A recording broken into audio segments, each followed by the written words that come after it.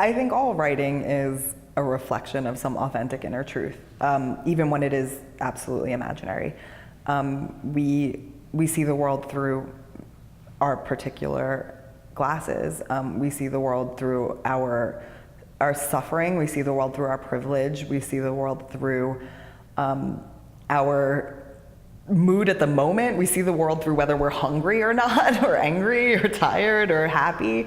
And so I think the writing that we do is so centered in our particular personhood and our state at any given time that when we're creating imaginary worlds, even the act of choosing what is in that imaginary world is an act of asserting one's personhood onto the writing.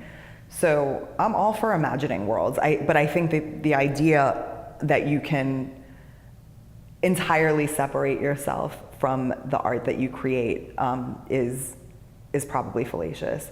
I do think that you can create stories that are not your story, but I think the way you tell them is always related to your own story. So yes, being authentic to who you are is going to help your writing no matter what you're actually creating, your own truth or what you see as somebody else's.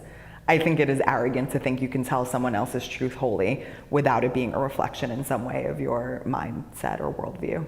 So, I mean, I don't have all these fears. I don't have all these lusts. But I have fear and I have lust, and they're particular and sometimes bigger than particular, and all these poems end up being about me in some way, which is probably terrible, but that's okay.